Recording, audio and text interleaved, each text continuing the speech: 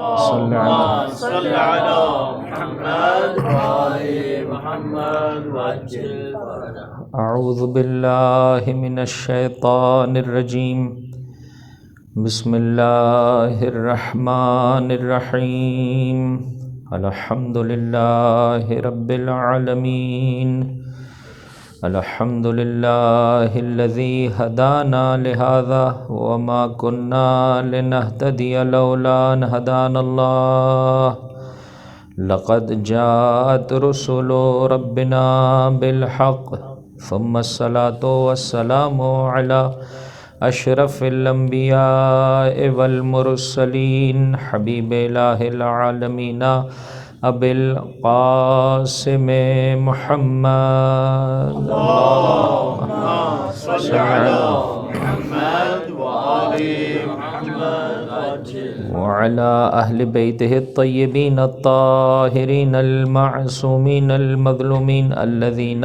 أذهب الله عنهم الرجس وطهرهم تطهيرا اللهم صل على محمد وآل محمد وعجل فرجهم. لا سيما بقية الله في الأرضين روحي وأرواح العالمين لتراب مقدمه الفداء بسم الله الرحمن الرحيم اللهم كن لوليك الحجة ابن الحسن صلواتك عليه وعلى آبائه في هذه الساعة وفي كل ساعة وليا وحافظا وقائدا وناصرا ودليلا وعينا حتى تسكنه أرضك طوعا وتمتعه فيها طويلا اللهم صل على محمد وآل محمد وعجل فرجهم اللهم إنا نرغب إليك في دولة كريمة تعز بها الإسلام وأهله وتذل بها النفاق وأهله وتجعلنا فيها من الدعاة إلى طاعتك والقادة إلى سبيلك وترزقنا بها كرامة الدنيا والآخرة واللعن الدائم على أعدائهم أجمعين أما بعد فقد قال الله تبارك وتعالى في كتابه الكريم بسم الله الرحمن الرحيم الله ولي الذين آمنوا يخرجهم من الظلمات إلى النور والذين كفروا أولياؤهم الطاغوت يخرجونهم من النور إلى الظلمات أولئك أصحاب النار هم فيها خالدون وقال مولانا علي بن موسى الرضا عليهما الصلاة والسلام إن لكل إمام عهدا في عنق أوليائه وشيعته وإن من تمام الوفاء بالعهد وحسن الأداء زيارة قبورهم فمن زارهم رغبة في زيارتهم وتصديقا بما رغبوا فيه كانت أئمتهم شفعاءهم يوم القيامة درود پڑھ دے محمد اور ان کی آل پر اللهم صل على محمد آل محمد وعجل فرجهم خدا اندے متعلق کروڑوں شکر گزار ہیں کہ جس نے ان ساعتوں کو مشہد مقدس جیسی پاکیزہ سرزمین پر بسر کرنے والوں میں ہم گنہگاروں اور خطا کاروں کا بھی شمار فرمایا اور ساتھ ہی ساتھ مجلس سید الشہداء برپا کرنے کی سعادت عطا فرمائی۔ اس پاکیزہ ترین دعا کے ساتھ اس ذکر کو شروع کرتے ہیں۔ پروردگار اس ذکر کے طفیل جو تیری بارگاہ سے بیش بہا نعمتیں تحائف زندگی گزارنے کا صحیح انداز جو تجھے اور تیری حجتوں کو پسند ہے، اس امام کو پسند ہے جو تیری بارگاہ میں مرتضیٰ ہیں، پسندیدہ ہیں۔ میرے پروردگار دنیا و آخرت کی ظاہری اور باطنی نعمتوں سے تمام عزاداران سید الشہداء اور تمام زائرین امام رؤوف کو بہرمند فرما۔ بلند آواز سے درود پڑھ دیں محمد اور ان کی آل پر۔ صلی علی محمد وآل محمد وعجل فرجہم۔ جس آیہ کریمہ کو مسلسل آپ احباب کی خدمت میں سرنامہ کلام میں پیش کیا جا رہا ہے، یہ قرآن کریم کی وہ آیت ہے کہ کسی حد تک مومنین اس آیت سے انس اور آشنائی رکھتے ہیں، اس اعتبار سے کہ یا یہ آیت الکرسی کا حصہ ہے، اگر آیت الکرسی کو 3 آیتوں پر مشتمل قرار دیا جائے، یا اس اعتبار سے کہ آیت الکرسی سے جڑی ہوئی 2 آیتیں ہیں کہ جسے معمولاً صاحبان ایمان وتیرہ ہے، طریقہ ہے، روش ہے کہ اپنی زبان پر جاری کرتے ہیں۔ اس کی آخری آیہ کریمہ ہے کہ جسے مسلسل آپ کی خدمت میں پیش کیا جا رہا ہے، اللہ ولی الذین آمنوا، اللہ ولی ہے ان لوگوں کا جو ایمان لاتے ہیں۔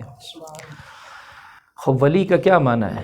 اگر بہت ہی آسان لفظوں میں آپ کی خدمت میں پیش کرنا چاہوں، ولی کا لغت میں جو معنی ہے وہ نزدیکی کے ہیں، جہاں پر فاصلہ نہیں پایا جاتا ہو وہاں پر یہ لفظیں استعمال ہوتی ہیں، واو، لام اور یا۔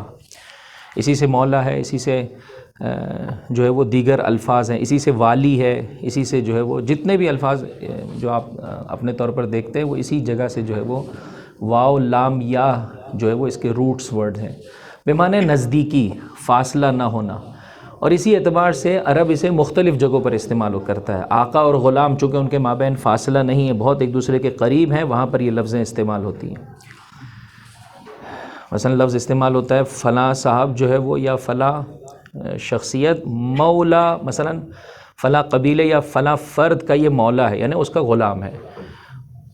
لفظ مولا بمعنی غلام استعمال ہو رہا ہے، لیکن اسی لغوی معنی کو مد نظر رکھتے ہوئے جس کے اعتبار سے نزدیکی جہاں پر آ جائے، فاصلے جہاں ختم ہو جائیں، رابطے جہاں مستحکم ہو جائیں، بڑھ جائیں، وہاں پر یہ لفظیں استعمال ہوتی ہیں۔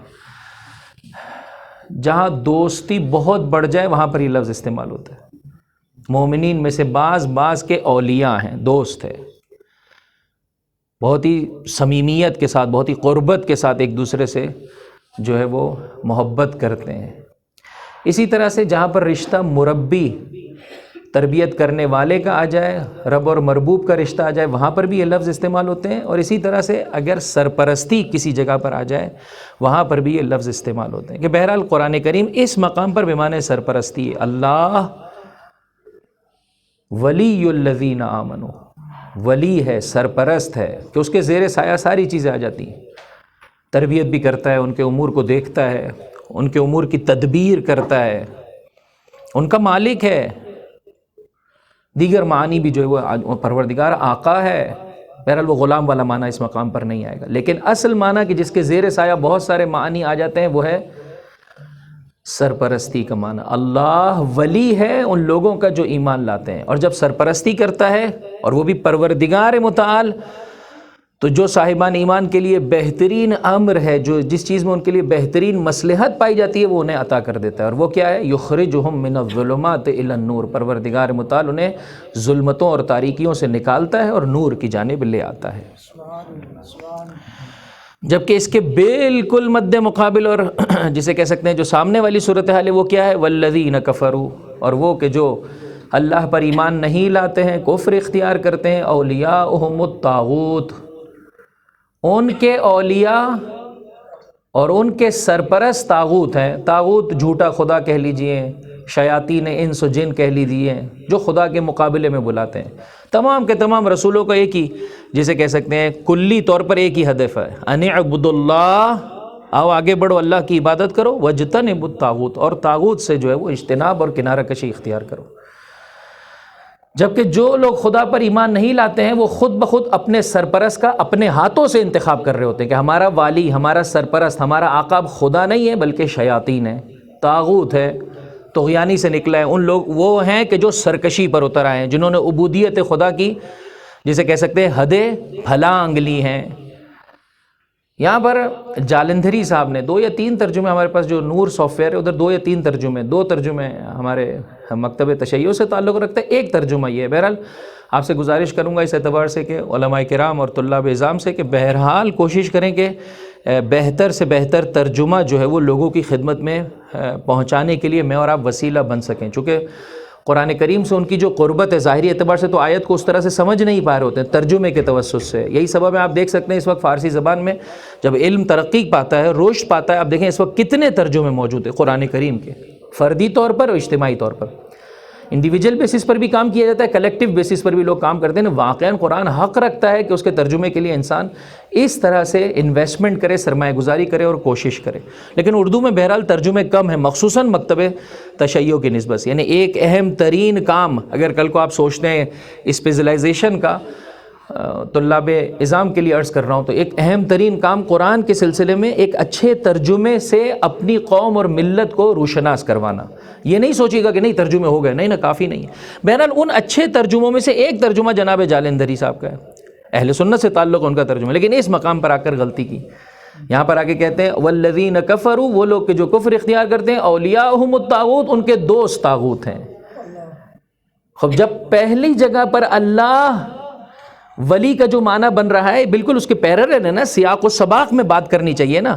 جب اللہ ولی ہے ایمان والوں کا اور طاغوت ولی ہے کفر اختیار کرنے والوں کا، تو دونوں جگہوں پر ولی کا ایک ہی معنی ہونا چاہیے. اگر وہاں پر دوستی کا معنی صحیح آتا ہے تو یہاں پر بھی آپ دوستی کا معنی کریں، لیکن جب وہاں پر بمعنی سرپرستی ہے تو یہاں پر بھی سرپرست ہی کا معنی ہونا چاہیے. بلند آواز سے ایک درود پڑھ دے محمد اور ان کی آل پر. صلی علی. شاید کہہ سکتے ہیں کہ لفظ ولی اور لفظ مولا سے ڈر ہر جگہ پر انہیں دوستی کے معنی کی جانب لے جا رہا ہے. جب وہاں پر پہنچیں گے من کن تو مولا ہو فہذا علی مولا، جبکہ اس سے پہلے اللہ کے رسول نے بس اوقات جملوں میں موجود قرائن بتا دیتے ہیں کہ یہاں پر ولی کیا معنی دے رہا ہے، مولا کیا معنی دے رہے ہیں. قبل اس کے کہ یہ اعلان کریں، ایک مرتبہ لوگوں سے سوال کیا تھا، الست اولا بکم من انفسکم، کیا تمہارا نبی تمہارے نفوس اور جانوں پر تم سے زیادہ اولویت اور حق رکھتا ہے یا نہیں رکھتا ہے؟ یعنی جتنا تمہارا اختیار اور قدرت نہیں ہے تمہاری جانوں پر، اس سے زیادہ تمہارے نبی کے پاس قدرت اور اختیار ہے، اس کے پاس سرپرستی ہے. سب نے اقرار کیا، پھر فرمایا من کنت مولا ہو فہذا علی مولا، جس کا نبی سرپرست ہے اس کا علی سرپرست ہے. ایک بلند آواز سے درود پڑھ دے محمد صلی علی وآل محمد وعجل فرجہم. بہرحال سوشل میڈیا کا زمانہ ہے، بہت ساری باتیں اب انسان کو سنائی دینے لگی ہیں کہ جو بسا اوقات حق کی باتیں چھپ جاتی تھی، انہی حق کی باتوں میں سے، چونکہ باطل تو بہرحال دندناتے پھر رہا ہے سوشل میڈیا کے زمانے میں، لیکن حق کی آواز کم پہنچتی ہے. الحمدللہ ہمارے پاس بھی اتنے تربیت یافتہ تو ہے نہیں کہ سوشل میڈیا استعمال کرنے کا طریقہ بھی ہمیں معلوم ہو کہ کہاں سے کیا لینا ہے، کتنا لینا ہے. جب اللہ کو سرپرست بنایا ہے تو حضرت علی اب میرا سرپرست اللہ ہے، میرا آقا اللہ ہے، پس جب میں غلامی میں اس کے ہوں، میں جب اس کے عبودیت میں ہوں تو میری ساری بلونگنگز بھی اس کی عبودیت میں چلی جانی چاہیے. تو کیا ہی اچھا ہو انسان کا موبائل بھی اور اس کا استعمال بھی اللہ کے بتائے ہوئے طریقے کے مطابق ہو. ہر جگہ سے نہ لو میرے بھائی، ہولی بک سے تمہیں عطا ہوگا، فیس بک سے کچھ نہیں ملنے والا ہے. ایک بلند آواز سے درود پڑھ دے محمد اور ان کی آل پر.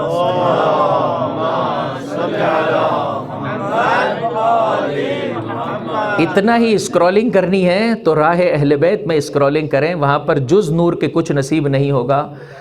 باطل میڈیا میں عزیزوں بہت کم حق نصیب ہوتا ہے، بطلان سے بھرا ہوا ہے، گرچہ اس کی ظاہری چہرہ بسا اوقات بہت جذاب ہوتا ہے، میں اور آپ جو ہے وہ اس کی جانب کھینچتے چلے جاتے ہیں. آئیے عزیزوں اس بارگاہ سے انسان اس بات کا تقاضا کرے، من کنت مولا فہذا علی مولا، جس کا میں مولا ہوں، سرپرست ہوں، آقا ہوں، اس کے نفوس پر ان کی جانوں پر ہماری دسترسی زیادہ ہے، ہماری قدرت زیادہ ہے، یہ اللہ نے مقام و مرتبہ دیا ہے، اس کا علی مولا ہے. اللہ ایمان والوں کو جب ان کی سرپرستی کرتا ہے، یخرجہم من الظلمات الی النور، تو انہیں تاریکیوں سے نور کی جانب لے آتا ہے. والذین کفروا اولیاءہم الطاغوت یخرجونہم من النور الی الظلمات. جن کے ولی، جن کے اولیاء، جن کے سرپرست طاغوت ہو جائیں، شیاطین ہو جائیں، وہ کیا کرتے ہیں؟ انہیں نور سے ظلمتوں کی جانب لے جاتے ہیں. اولئک اصحاب النار ہم فیہا خالدون. 2 سوال پیش کر رہا ہوں میرے بھائی، اگر کل تقریر میں نہیں آنا ہے تو تقریر کے بعد مجھ سے جواب لے کر جائیے گا، اور اگر آنا ہے انشاءاللہ اللہ حیات عطا کرے گا تو کل میں جواب پیش کر دوں گا. تھوڑا سا عزیزوں مجلسوں کا کام ہوتا ہے گرم کرنا. ہم کوشچن مارک لگاتے نہیں ہیں، ہمارے ذہن میں کوشچن مارک آتے نہیں ہیں. بہرحال بہت سارے ایسے امور کے جو فضول ہے، جو بے فائدہ ہے، وہاں پر ہمیں بہت کوشچن مارک ہوتا ہے. جتنی دقت نیاز مادی پر کرتے ہیں مرچے کے حوالے سے اور نمک کے حوالے سے، کاش اتنی دقت میں اور آپ نیاز معنوی کے حوالے سے کر لیں عزیزو، تو خداوند متعال مجھے اور آپ کو بہت عطا کرے گا. اور کوئی بھی دانستہ یا نادانستہ طور پر اس منبر کے تقدس کو پامال نہیں کر پائے گا. لیکن جب مجھے معلوم ہے میں جوڑ پڑھ کے چلا جاؤں، کوئی پوچھتا نہیں ہے، ہر ایک احترام دیتا ہے. بہرحال خطرے کی علامت ہے، مجھ جیسا وسوسے کا شکار ہو جاتے ہیں، اور بہرحال شیاطین انسانی بھی بس اوقات اسی ذریعے سے لوگوں کو بہکاتے ہیں، نام حسین سے حسین ابن علی سے دور کر رہے ہوتے ہیں. لہٰذا بہت ہی چاہنے والے کو اور مومن کو اٹینٹیو ہو کر مجلس میں بیٹھنا چاہیے. بار دیگر صلوات علی محمد و آل محمد، صلی علی محمد.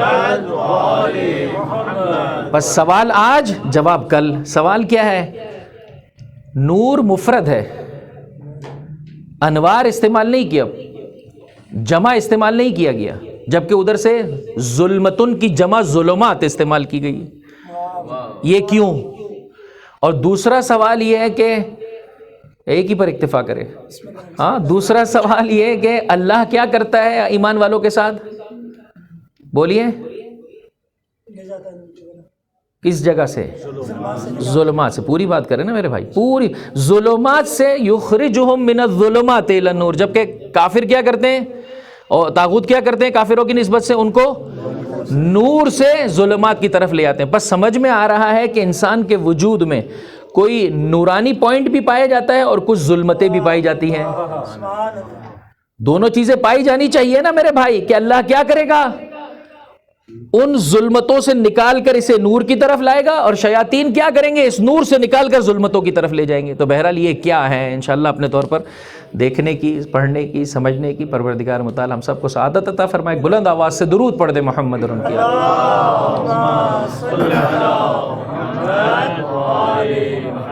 اللہ حق ہے، نور ہے. مجھے اور آپ کو بھی نورانی دیکھنا چاہتا ہے، ظلمتوں سے پاک و پاکیزہ دیکھنا چاہتا ہے. کتنے وسائل اس نے عطا کیے ہیں. ایک نورانی فطرت سے مجھے اور آپ کو نوازا ہے، جس کا تمایل، جھکاؤ حق کی جانب ہوتا ہے. مختصر جواب دے کے آگے بڑھ رہا ہوں. حق کی جانب ہوتا ہے، اور ساتھ ہی ساتھ اپنی حجتوں کے سلسلے کو قرار دیا. قرآن کریم اپنے منشور کے سلسلے کو قرار دیا. قرآن نور ہے، اہل بیت نور ہے. اے زائر، اس خمسے کے لیے جو موضوع گفتگو ہے زیارت بامعرفت. بامعرفت زیارت کیسے کریں عزیزو؟ انسان یہاں پر آتا ہے کیا لینے کے لیے؟ بولیے. نور لینے کے لیے آیا ہے. کس چیز سے؟ نجات پانے کے لیے آیا ہے. ظلمتوں سے نجات پانے کے لیے آیا ہے.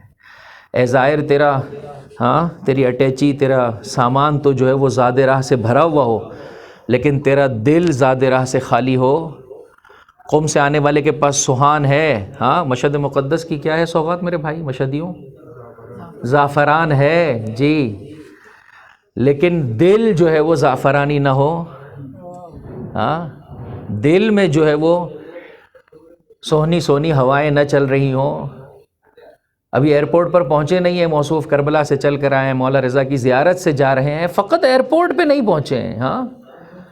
ابھی ایئرپورٹ پر پہنچے نہیں ہیں، اور ظلمتیں انسان اگر دیکھنے لگے، چھوٹی چھوٹی بات پہ ایک دوسرے سے جھگڑ لے، اس کا مطلب سامان تو بھرا ہوا ہے، دل خالی ہے.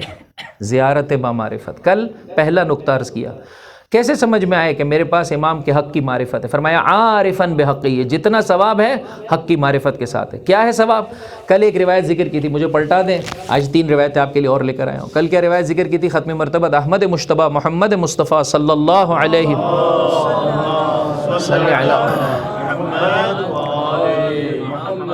الحمدللہ. آج مجمع مناسب ہے، لیکن وہ جو پیچھے والے افراد ہیں ان سے میں درست ماسک پہنا ہوا ہے، لیکن پتہ چلتا ہے اگر آپ صلوات بلند آواز سے پڑھ دیں تو بڑی مہربانی.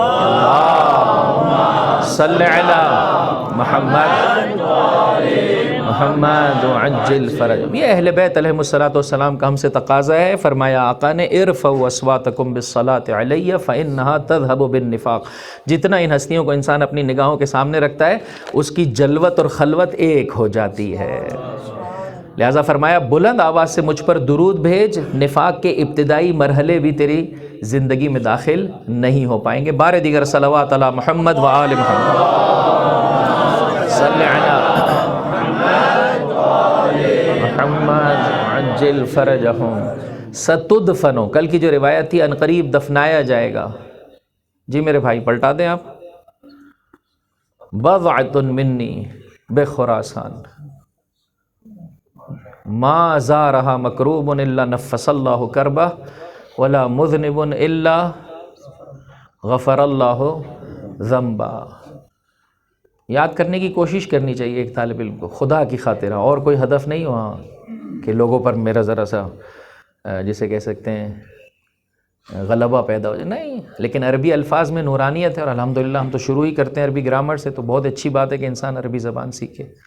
فرمایا زائر کے لیے اہم ترین تحفے، ایک کرب زدہ، غم زدہ، اندوہ میں مبتلا انسان اس بارگاہ میں آنے کے بعد جب زیارت کا شرف حاصل کرتا ہے پروردگار اسے اندوہ اور غموں سے نجات عطا فرماتا ہے. کہ کل میں نے آپ کی خدمت میں عرض کیا یا وہ غم اس طرح سے ختم ہو جائے گا جس طرح سے میں اور آپ چاہتے ہیں, اولاد چاہیے, رزق میں فراوانی چاہیے, بیماری سے نجات چاہیے, یا وہ ویسے مل جائے گا یا نہیں اسی بیماری میں, اسی تنگ دستی میں, ہاں اسی اولاد کے نہ ہونے میں انسان کو مزہ آنے لگے گا. بہرحال اضطراب ختم ہو جائے گا, اسے سمجھ میں آنے لگے گا کہ یہ مجھ سے اس طرح کی زندگی چاہتے ہیں.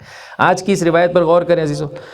حرم میں جب آپ جائیں گے تو جو پہلا صحن ہے, کیا نام ہے اس کا, صحن پیغمبر اعظم, اس میں بڑا بڑا جو بینر کل ہی میں رات کو دیکھ رہا تھا لگا رہے تھے, وہاں پر یہ حدیث موجود ہے کہ آقا ہی کی حدیث ہے ستدفن بضعۃ منی بارض خراسان, ان قریب میرا ٹکڑا خراسان کی زمین پر دفنایا جانے والا ہے. لا یزورها مؤمن الا اوجب اللہ لہ الجنہ, مومن زیارت نہیں کرے گا مگر یہ کہ پروردگار اسے بہشت کا حقدار قرار دے دے گا.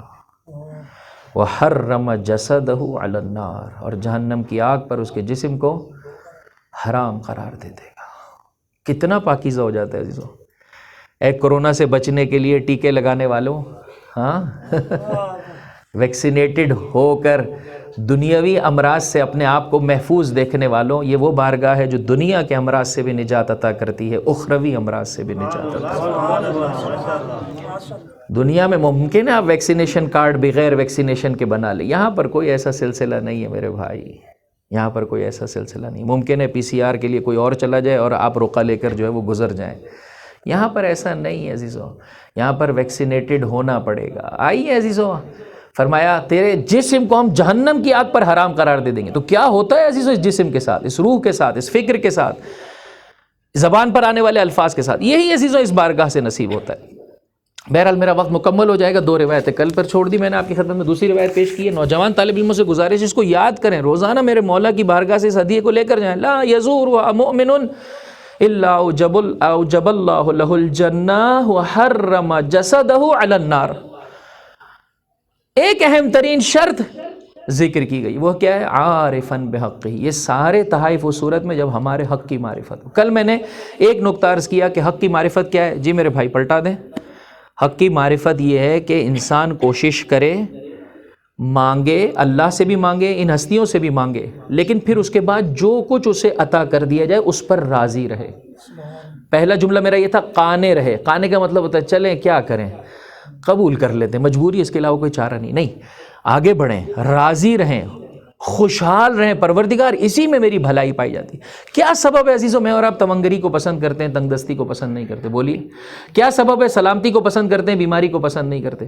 کیا سبب ہے؟ بولیے بڑے گھر کو پسند کرتے ہیں, چھوٹے گھر کو پسند نہیں کرتے, اچھی گاڑی کو پسند, کیا سبب ہے؟ اس طرف ہمیں ایسا لگتا ہے کہ باکمال ہو گئے, ہاں باشرف ہو گئے, اس طرف ہمیں ایسا لگتا ہے کہ گر گئے. ایسا نہیں ہے عزیزو. سورہ فجر سورۃ الحسین ہے, سید الشہداء کی بارگاہ سے یہ ہدیہ عزیزو محرم و سفر میں ہر عزادار اور زائر کے سینے پر ثبت و ضبط ہونا چاہیے. فَأَمَّا الْإِنسَانُ إِذَا مَبْتَلَاهُ رَبُّهُ فَأَكْرَمَهُ وَنَعَّمَهُ فَيَقُولُ رَبِّي أَكْرَمَنِ وَأَمَّا إِذَا مَبْتَلَاهُ فَقَدَرَ عَلَيْهِ رِزْقَهُ فَيَقُولُ رَبِّي. جب ہم اسے دنیاوی زندگی سے نوازتے ہیں, خوبصورتی دیتے ہیں, سلامتی دیتے ہیں, تمنگری دیتے ہیں, مقام و منصب عطا کرتے ہیں, ہاں زوجہ بھی ایسی ملی جو بڑے باپ کی بیٹی تھی اور الحمدللہ بابا بھی دنیا میں نہیں ہے, وہ یعنی کیا مطلب, یعنی ظاہری اعتبار سے بہت نور آ گیا, کوئی ٹینشن بھی نہیں ہے. کیوں میں خدا نہ خواستہ ایسی بد دعا دوں؟ بہرحال لیکن اچھا گھرانہ نصیب ہو گیا میرے بھائی, ہاں تو یہ سمجھتا ہے فیقول ربی اکرمن. ہاں بڑے خاندان سے کیا رشتہ جوڑ لیا, جیسے فلاں کے داماد ہیں, ہاں ایسا ہی ہے نا میرے بھائی. ایک پاسپورٹ جیب میں کیا جائے, فلاں ملک سے, اب نام نہیں لیتا ہوں پھر ڈر لگنے لگا ہے, وہ ڈانٹتے ہیں مجھے بہت زیادہ, ہاں فلاں ملک سے میرا تعلق ہے. خوب اچھی بات ہے آپ کا فلاں ملک سے تعلق ہے, پریشان, افتخار کا سبب ہے. نہیں, قرآن واضح طور پہ کہہ رہا ہے فَيَقُولُ رَبِّي أَكْرَمَنِ. کہنے لگتا ہے میرے پروردگار نے, چونکہ جب یہ سوچ ہوگی تو پریشانی آئے گی. اس سوچ کو ختم کر دیں کہ اگر مجھے کچھ مل گیا تو میں بلند ہو گیا, دوسری طرف میرے پاس سے کچھ چلا گیا, ہاں کہتے ہیں باپ غریب وہ سمجھ میں آتا ہے, وہاں پہ تو اختیار نہیں تھا, سسر بھی غریب نکل آیا. بھئی ادھر تو اختیار تھا, تھوڑی سی دقت کر لیتے ہیں. ابا بھی غریب, سسر بھی غریب, نور علی نور. پروردگار غربت ہمارے سوا اور کسی جگہ کے لیے نہیں ہے. یہ پاسپورٹ عطا کیے, اس ملک میں کون رہ سکتا ہے میرے رب جلیل, ہاں ذلیل ہو گیا، رسوا ہو گیا. نہیں عزیزو، اس کیفیت کو، جب تک یہ کیفیت ہوگی انسان اسی طرف دوڑ لگائے گا. اس کیفیت کو ختم کر دیں. وہ دے کر بھی ذمہ داری دے رہے ہوتے ہیں، وہ لے کر بھی ذمہ داری دے رہے ہوتے ہیں.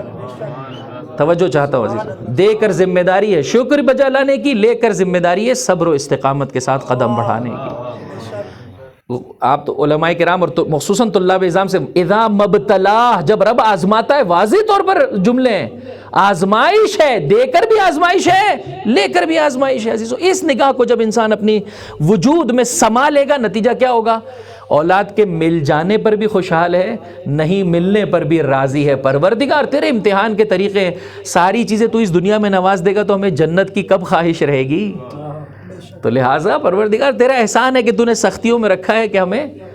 عزیزو، آئیے اللہ کے رسول کی بارگاہ سے اس کیفیت کو میں اور آپ لے. وہ دیکھا ہوگا جب آپ نے اس امیر نے برا سلوک کیا تھا غریب کے ساتھ، بعد میں بہت پریشان ہو گیا کہ مجھ سے غلطی ہو گئی، تڑپ کے کہنے لگا آقا میں اپنی آدھی جو ہے وہ کمائی، اپنا آدھی جو ہے وہ ثروت جو ہے وہ اسے دینے کو تیار ہوں. اب یہ بدلہ توبہ کی اس نے خدا کی بارگاہ میں، اس کے حبیب کی بارگاہ میں بلند ہو گیا. پیسے آنے سے بلند نہیں ہوتا، پیسے کے صحیح استعمال سے انسان بلند ہوتا ہے. اسی طرح سے وہاں پر غریب کی بلندی دیکھیے، کہا آقا نے لے لے تو، کہا نہیں آقا مجھے پیسے نہیں چاہیے، کیا معلوم یہ پیسہ کیا آ جائے، میں امام بارگاہ سے مسجد سے دور ہو جاؤں، سلام کرنا چھوڑ دوں، لوگوں کے سلام کا جواب دینا چھوڑ دوں.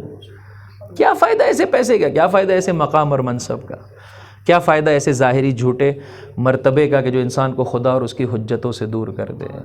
بس پہلی شے یہ، جو کچھ اس بارگاہ سے ملتا ہے اس پر انسان راضی رہے. یعنی اگر وہ لے رہے ہیں اس میں بھی ان کی مہربانی ہے، وہ دے رہے ہیں اس میں بھی ان کی مہربانی ہے.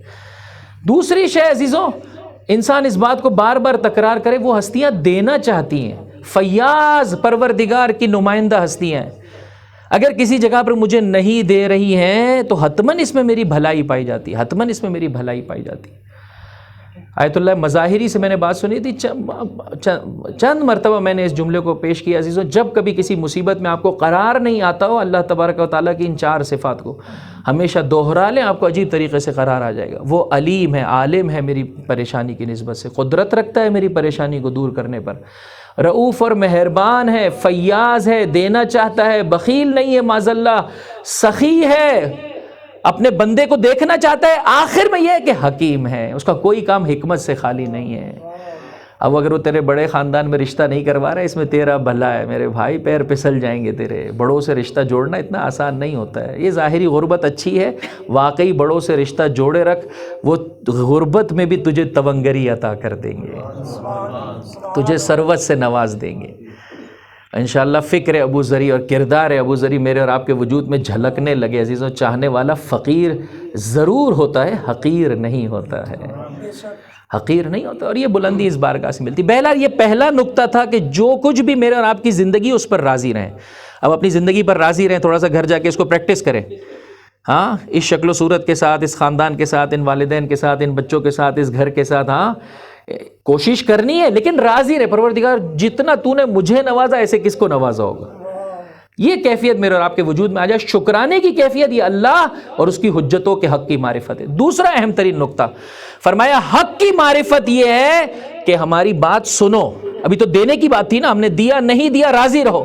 اب دوسرا اہم ترین نقطہ کہ میں ان کے حق کی معرفت اپنے وجود میں رکھتا ہوں. فرمایا ہماری بات سنو، مطیع ہو جاؤ. ہم مفترض الطاعہ ہے، ہماری اطاعت واجب ہے. ان دونوں جملوں پر غور کیجئے گا. اطاعت کے ساتھ مشورہ ان کی بارگاہ میں توجہ کے ساتھ سنا جاتا ہے. بغیر اطاعت کے مشورہ جسارت ہے، توہین ہے ان کے مقام اور مرتبے کی. دیکھا ہوگا آپ نے، مشورہ دینے کے لیے راضی ہیں، اطاعت کرنے کے لیے راضی نہیں ہے. کہا آقا آپ کیوں کر قیام نہیں کرتے ہیں؟ اتنے لوگ آمادہ ہیں خراسان میں، 1 لاکھ افراد آمادہ ہیں، کیوں کر قیام نہیں کرتے؟ کنیز تنور جلاؤ، تنور جل کے جا، تنور میں جا کے بیٹھ جا. ہاں، حق کے امام کی معرفت یہ، جیسے میرے مولا کا تقاضا ویسے میں زندگی بسر کو، جا کے تنور میں بیٹھ جا. آپ ہٹا دیجئے ان کو، اپنے آپ کو بٹھائیے. تنور وہ بھی جلتا ہوا، روسٹڈ تنور. ہاں بالکل، جو جائے گا پک جائے گا. اور کیسا پک جائے گا؟ جائیں گے بتائیے میں اور آپ؟ دل پر ہاتھ رکھ کے بتائیے. وہ کسی عالم کے بارے میں ملتا ہے، انہوں نے کربلا میں کیا کیا، سینے پر تیر لے کے. ہم بھی لے سکتے تھے. رات کو خواب میں دیکھا کہ تیر چل رہے ہیں، ایسے میں جو ہے وہ کیا ہے، جب تیر ان کے نزدیک پہنچو موصوف ہٹ گئے. تو بولنا تو بہت آسان ہے عزیزوں. آئیے میں اور آپ اپنی زندگیوں کو اٹھا کے دیکھیے, زوجہ کے ساتھ بد اخلاقی چھوڑ دیں, یہ امام کا تقاضا نہیں ہے. اور مخصوصاً ایک عالم اور طالب علم, بعض میں ایسے خاندان جانتا ہوں کہتے ہیں ہر جگہ بیٹی دینے کو تیار ہیں, آپ سے عالم کو بیٹی نہیں دیں گے. ایک دی ہے علمان الحفیظ. اب نہ کر میرے بھائی, تو اپنا تو رشتہ خراب کر رہا ہے, ہمارے لیے بھی راستے بند کر رہا ہے. ہاں نہ کر میرے بھائی ایسے, ہمارا راستہ بھی بند کر رہا ہے. وہ نہیں دے رہے ہیں. وہ ایک زمانہ تھا نہیں دیتے تھے عزیزو عالم اور طالب علم کو بیٹی. انقلاب اسلامی کی برکتوں میں سے ایک اہم ترین برکت یہ ہے عزیزو, الحمدللہ بڑا سے بڑا آدمی ہم جیسے فقیروں اور گنہگاروں کو بیٹی دینے کے لیے تیار ہے. تو عزیزو اس مقام اور مرتبے کا پاس رکھیے, اس کا غلط استفادہ, بد اخلاقی چھوڑ دیجئے اپنی زندگی میں سے. کیا طریقہ کار ہے؟ فرمایا بد اخلاق انسان کبھی بھی معاف نہیں ہو سکتا. کیوں معاف نہیں ہو سکتا؟ ایک گناہ سے نکلتا نہیں ہے پھر دوسرے گناہ میں چلا جاتا ہے. بد اخلاق ہے نا, نہ اس کی زبان پہ کنٹرول ہے, نہ ہاتھوں اور پیروں پہ کنٹرول ہے, اپنے وجود پہ کنٹرول نہیں ہے, پورے عالم میں کنٹرول کرنے میں اپنے زمانے کے امام کی مدد کرے گا. کیا مدد کر سکتا؟ علی کے چاہنے والے اتنا اس دنیا کا اسیر نہیں ہو. ابھی پچھلے دنوں ایک صاحب مجھ سے کہنے لگے جب مجھے غصہ آتا ہے پھر مجھے کچھ سمجھ میں نہیں آتا. یہ علی کے چاہنے والے کا طریقہ ہے؟ جب غصہ آتا ہے کچھ سمجھ میں نہیں آتا, یعنی کیا مطلب؟ کیا غصے میں انسان بندگی چھوڑ دے؟ کیا غصے میں مولا کی ولایت سے باہر چلا جائے؟ کیا مولا کا ظاہر نہ رہے؟ خوب ضرورت نہیں ہے عزیزو میں انگلی آپ کی طرف اٹھاؤں. میری ہم میں سے ہر شخص اپنے آپ کو بخوبی جانتا ہے, ماتحت ہے. حتی غلام بھی ہو عزیزو, اس کے ساتھ بھی اس طرح کا برا رویہ اختیار کرنے کی اجازت نہیں ہے جو میں اور آپ. ٹھیک ہے اس نے غلطی کی ہے نا, آپ نہیں رکھنا چاہتے نہ رکھو. بد اخلاقی کی اجازت کس نے دی ہے؟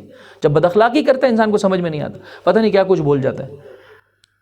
میاں اور بیوی عزیزوں ایک دوسرے کے خاندان کی نسبت سے نہیں معلوم عزیزوں, آپ تو مجھ سے بہتر جانتے ہیں کیا کیا القابات سے ہم لوگ نواز دیتے ہیں. بابا جو کچھ ہے زوجہ ہے, تو کہاں جا رہا ہے؟ تھوڑا سا رک جا میرے بھائی. دوسرا اہم ترین نقطہ عزیزو مفترض الطاعہ, ان کی اطاعت کرنی ہے. آئیے چلیے امام کی بارگاہ میں اپنی زندگی کے ایک ایک حصے کو پیش کیجئے, پیش کرتے چلے جائیں. مولا کا تقاضا کیا ہے اسے جانتے چلے جائیے, اپنی زندگی کو بدلتے چلے جائیے.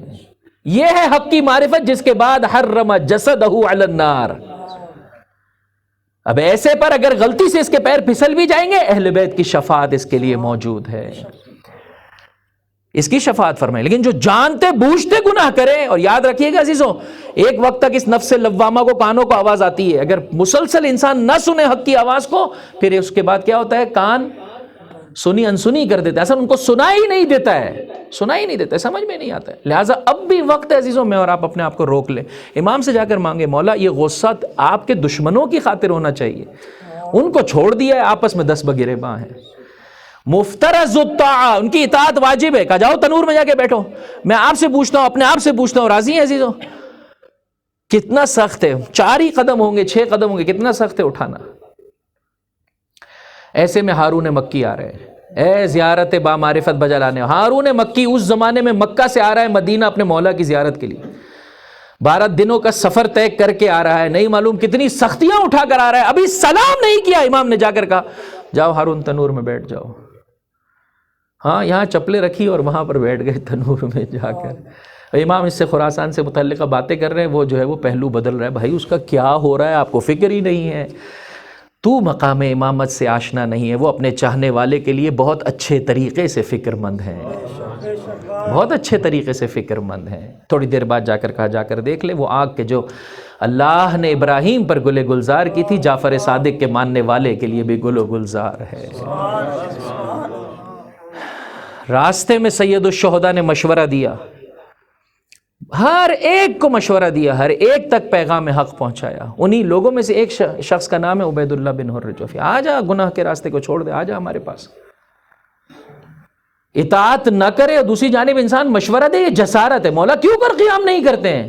ایک مرتبہ پوچھا, اے ساحل خراسانی مجھے اتنا بتا دے, ہارون مکی جیسے کتنے؟ ابھی تو تھوڑی دیر پہلے کہہ رہا تھا 1 لاکھ, بتا اس جیسے کتنے؟ کہنے لگا قسم بخدا اس جیسا ایک بھی نہیں.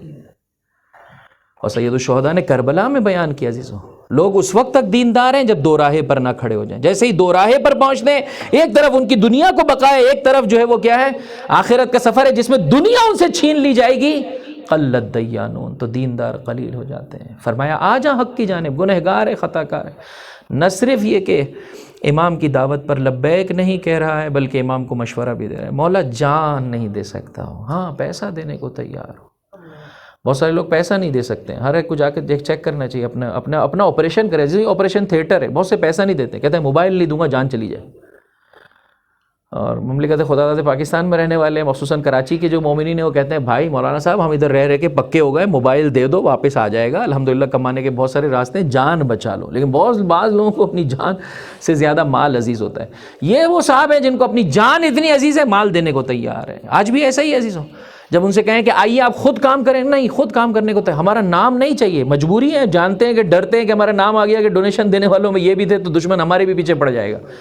ویسے ان کو نیکی بجا لاتے ہوئے یاد نہیں آتا ہے کہ بھائی ہاں نیکی کر دریا میں ڈال، بقول کسی عالم دین کے بڑا خوبصورت فرمایا نیکی کر میڈیا میں ڈال، ہاں میڈیا میں ڈال۔ ویسے ان کو ہر وقت جو ہے وہ خوشنامی کی پڑی ہوئی ہوتی تھی، لیکن آج جب دیکھا مشکل ہے، نہیں ہم تو بس بے نامی میں کام کرنا چاہتے ہیں، بس پیسے لے لے، کسی کو خبر نہیں ہونے پائے۔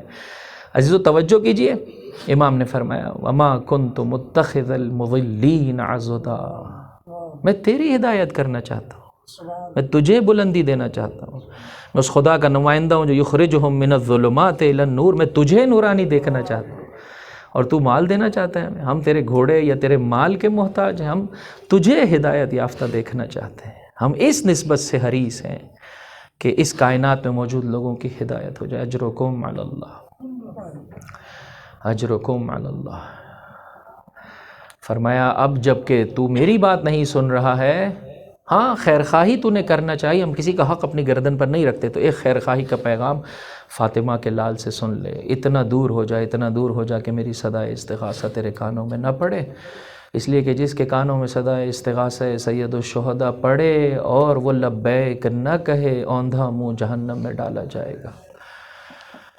آج وارث حسین اسی صدائے استغاثہ کو بلند کیے ہوئے ہے، زمانے کا امام جو آنسوؤں کے بجائے خون رو رہا ہے، حل من ناصری ینصرنا کی صدا دے رہا ہے، آؤ میرے مددگاروں میری مدد کرو۔ آج وارث حسین سامن الحجج مجھے اور آپ کو بلا رہے ہیں، آؤ ہماری مدد کرو، اس ذریعے سے در واقع اپنی مدد کے اسباب کی فراہمی کر لو۔ عزیزو اس بارگاہ میں ہم ان کے بتائے ہوئے طریقے کے مطابق چلے، عجیب طریقے سے فکر مند ہے۔ جب مومن بیمار ہوتا ہے عزیزو، امام وقت باخبر ہے کہ ایک مومن بیمار ہے، اور واقعاً اس کی بیماری اس امام کو جو ہے وہ ستائے دی ہوتی ہے۔ عزیزو میں اور آپ جسمانی طور پر بیمار ہو تو امام درد کو احساس کرے، اگر میں اور آپ خدا نخواستہ غفلت کی زندگی بسر کر رہے ہو، امام کے کرب کا کیا عالم ہو۔ حق نہیں رکھتا ہے میرا اور آپ کا مولا، 8واں امام، اے مجاورین کرام، اے زائرین اعظام، حق نہیں رکھتے مولا، حد اقل وہ ایام جو میں اور آپ مشہد مقدس میں گزارتے ہیں، اس میں گناہ نہ کر۔ روضۃ من ریاض الجنہ ہے یہ بارگاہ، بہشت کے باغات میں سے باغ ہے، بہشت ہے، رسالت کا ٹکڑا یہاں دفن ہے۔ عزیزو آئیے امام رؤوف سے تقاضا کیجیے، مولا خطا کار سہی گنہگار سہی، لیکن آپ کے عزادار ہیں، آپ کے جد کے عزادار ہیں، آپ سے محبت میں جھوٹے نہیں ہیں آقا، درست ہے غفلتاً کبھی پیر پھسل جاتے ہیں، آپ کرم کر دیجیے۔ اتنی مرتبہ آپ نے زیارت کے لیے بلایا، اتنے عرصے سے آپ نے مجاورت کا موقع دیا، مشہد مقدس میں سانس بسر کرنے کی توفیق دی ہے میرے مولا، آج مجھے اپنی بارگاہ میں اس طرح سے بلا لیجئے کہ اب میں کبھی گناہ کی طرف نہ پلٹوں، میری آنکھیں گناہ نہ کرے، میرے کان گناہ نہ کرے، میری زبان گناہ نہ کرے، مجھے فکر کی پاکیزگی، معرفت اور بصیرت کا تحفہ عطا کر دیجئے، مجھے سمجھ میں آئے اس دنیا میں نے کیسے زندگی بسر کرنی ہے۔ ایک جانب انسان دعا طلب کرے، دوسری جانب کوشش کرے گا۔ عزیزو یہ بارگاہ تو دینا چاہتی ہے، مجھے اور آپ کو محروم نہیں کیا جائے گا۔ کل میں نے آپ کی خدمت میں ثانیہ زہرا کی اس زیارت کا ذکر کیا کہ جو شہزادی نے اپنے ماجائے کی بعد از شہادت فرمائی، عصر عاشور مقتل میں جا کر ٹکڑے ٹکڑے لاشے کو دیکھ کر ماجائے کی زیارت کی حق رکھتی ہے کہ بہن یہ کہے انت اخی، آیا تو ہی میرا بھائی ہے، آیا تو ہی فاطمہ کا بیٹا ہے۔ آج میں آپ کی خدمت میں عزیزو اس زیارت کا ذکر کرنا چاہتا ہوں جو شہزادی نے سرزمین کوفہ میں بھائی کی اور کیا زیارت کی ہے۔ مقاتل یہ لکھتے ہیں عزیزوں کہ 10ویں ہی کے دن ان لعینوں نے یا تمام سرہائے شہداء کو یا سید الشہداء کے سر مطہر کو آگے بڑھا دیا تھا۔ عصر عاشور ہی آگے بڑھا دیا گئے تھے تاکہ کوفے میں ان لعینوں کی خوشنودگی کو حاصل کیا جا سکے۔ بہرحال وہ بہن کہ جس نے شاید اپنی زندگی کا کوئی دن بھی بھائی کی زیارت، بھائی کی فکر تو ہمیشہ بہن کے قلب میں موجود ہے، بھائی کی یاد تو کبھی بھی زینب کے دل سے خالی نہیں، لیکن بھائی کے رخ انور کی زیارت جس بہن نے زندگی کے ہر دن میں کی ہے، عزیزو یاد رکھیے گا 11ویں کا دن وہ واحد دن تھا کہ جس دن بہن نے بھائی کے پامال لاشے کی تو زیارت کی ہے، رخ انور کی زیارت نہ کر سکی۔ 12ویں کا دن آیا، یہ لوٹا ہوا قافلہ سرزمین کوفہ پہنچا۔ اے مولا، اے امام رؤف، یہ مجاورین، یہ زائرین آپ کی بارگاہ میں آپ کی جدہ زینب کبریٰ کی مصیبت کو وسیلہ قرار دیتے ہیں۔ اے آقا، میں خالی ہاتھ واپس نہ پلٹا دیجیے، وہ مقام دے دیجیے جو آپ کی بارگاہ میں مرتضیٰ اور پسندیدہ بندوں کا ہے۔ اجرکم علی اللہ، اجرکم علی اللہ، خدا آپ کو کوئی غم نہ دے۔ یہ لٹا ہوا قافلہ سرزمین کوفہ پہنچا، لعین نے سرہائے شہداء آگے بڑھا دیا۔ یہ وہ موقع ہے کہ جب زینب کبریٰ کی نگاہ نوک نیزہ پر موجود بھائی کے سر پر پڑی۔ اس موقع پر جو مرثیہ پڑھا ہے عزیزو، زیارت تو کی لیکن کیا زیارت کی، مرثیہ سن سکو گے؟ چند کلمات میں آپ کی خدمت میں پیش کرنا چاہتا ہوں۔ فرمایا یا ہلالان لما استتم کمالا غالہ خسفہ فابد غروبا، اے چاند تو ابھی کامل نہ ہوا تھا کہ غروب کر گیا۔ ما توہمت یا شقیق فؤادی کان ھذا مقدرا مکتوبا، اے میرے دل کے ٹکڑے حسین، عزیزو مانگو 8ویں امام سے وہ دل کہ جس دل میں اہل بیت کی محبت کبھی بھلائے نہ، اے میرے دل کے ٹکڑے حسین، تیری بہن کو یہ گمان نہ تھا۔ میں ہاتھ جوڑ کر عرض کروں گا، شہزادی کیا بابا نے خبر نہیں دی تھی واقعہ کربلا کی؟ شاید شہزادی بیان فرمائے، اے ذاکر، بہن کو یہ گمان نہ تھا ایک دن اس عالم میں ماں جائے کی زیارت کرے گی، نوکے نیزہ پر بھائی کا سر، انشاءاللہ بلند آواز سے گریہ کیجئے اپنی قبر کی نورانیت، نوکے نیزہ پر بھائی کا سر، بہن بے چادر، مجمع اغیار، بہن زیارت کرے تو کیسے، السلام علیک یا ابا عبداللہ وعلی الارواح التي حلت بفنائك، الا ولعنۃ اللہ علی القوم الظالمین وسیعلم الذین ظلموا ای منقلب ینقلبون۔ بہرحال ہمارے اس قلیل توسل کو اپنی بارگاہ میں قبول و مقبول فرما، ہمارے گناہان کبیرہ و صغیرہ معاف فرما، جو زندگی باقی رہ گئی ہے تیری اطاعت میں، تیری حجتوں کی اطاعت کرتے ہوئے بسر کرنے کی توفیق عطا فرما۔ پروردگار، مومنین مومنات اپنے دلوں میں حاجتیں لیے ہوئے، ہر وہ حاجت جس کا پورا ہونا تیری مصلحت میں ہے قبول و مقبول فرما۔ کیا ہی اچھا ہو عزیزو، انسان جب کوئی حاجت طلب کرتا ہے ساتھ میں یہ جملہ بھی بڑھا دے، پروردگار اگر تیری مشیت میں ہے، اگر میری دنیا و آخرت کے لیے بہتری ہے تو مجھے یہ نعمت عطا کر دے، وگرنہ اس نعمت، پروردگار دنیا کی ہر وہ ظاہری نعمت کہ جو مجھے تجھ سے تیری حجتوں سے دور کر دیں، میرے پروردگار وہ نعمت مجھ سے واپس لے لے، لیکن اپنی محبت، اپنا تمسک، اپنی حجتوں کا تمسک یہ کبھی مجھ سے دور نہ فرمائے۔ میرے پروردگار تجھے واسطہ محمد و آل محمد کا، جو رزق کے سلسلے میں پریشان ہیں ان کی پریشانیاں دور فرما، رزق حرام کی لعنت سے صاحبان ایمان کو محفوظ فرما، جو بیمار ہیں خصوصیت سے اس عالمی وبا کورونا میں مبتلا ہے میرے پروردگار جلد سے جلد شفاء کاملہ واجلہ عطا فرما، ہم سب کو امراض روحانی سے شفاء کاملہ واجلہ عطا فرما۔ پروردگار جو بچے شادی کی دہلیز پر ہیں، ماں باپ کو اچھے طریقے سے اپنی ذمہ داری بجا لانے کی توفیق عطا فرما، ان نوجوان بچوں اور بچیوں کو دنیا و آخرت کے لیے کارآمد ہمسر عطا فرما۔ اے میرے پروردگار جو شادی شدہ تیری بارگاہ میں اولاد کے متمنی ہیں، جناب علی اکبر، جناب سکینہ کی مانند صالح اولاد عطا فرما، جنہیں اولاد کا عظیم سرمایہ عطا کی، اپنے بچوں کی اچھے طریقے سے تربیت کرنے کی ہم سب کو توفیق عطا فرما۔ یتیمان آل محمد کی کفالت کرنے والے علماء کرام، مراجع اعظام، رہبران اعظام کا سایہ ہمارے سروں پر قائم و دائم فرما۔ خصوصیت سے رہبر معظم انقلاب آیت اللہ العظمیٰ خامنہئی اور آیت اللہ العظمیٰ سیستانی کا سایہ ہمارے سروں پر قائم و دائم فرما۔ اے میرے پروردگار، ان کی تعلیمات کو اس غیبت کے زمانے میں عزیزو یہی راہ حل ہے اور اس کے سوا کچھ نہیں ہے۔ میرے پروردگار، اس غیبت کے زمانے میں اچھے طریقے سے مراجع کرام، رہبران اعظام کی تعلیمات کو سننے کی، سمجھنے کی، اپنانے کی، دوسروں تک پہنچانے کی ہم سب کو توفیق عطا فرما۔ اے میرے آقا، دنیا میں جہاں کہیں پاکیزہ فطرت انسان مسلمان حیدر کرار کے چاہنے والے، حسین کے ماتمدار، مولا آقا آٹھویں امام کے عزادار و زائرین موجود ہیں، میرے پروردگار ان کی جان، مال، عزت و آبرو کی حفاظت فرما۔ جو دشمن سے برسر پیکار ہیں، دشمنوں پر فتح و نصرت و کامیابی و کامرانی عطا فرما۔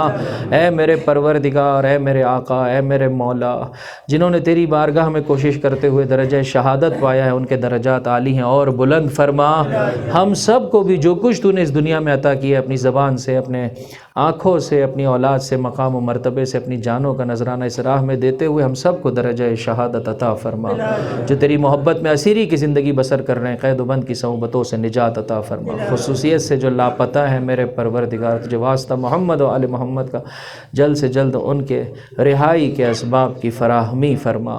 واسطہ محمد و آل محمد کا تمام پاکیزہ فطرت انسانوں کو، خصوصیت سے مسلمانوں کو، الاخص حیدر کرار کے چاہنے والوں، حسین کے ماتمدار، آٹھویں امام کے زائروں کو اتحاد و اتفاق کی نعمت سے مالا مال فرما۔ اے میرے پروردگار، ہمیں علماء ربانیین سے بہرہ مند فرما۔ قلب مطہر امام زمان کو ہم سے راضی و خوشنود فرما۔ ہمارا شمار آپ کے اعوان و انصار میں فرما اور آپ کے ظہور میں تعجیل فرما۔ ربنا تقبل منا انک انت السمیع العلیم برحمتک یا ارحم الراحمین۔ ماتم حسین۔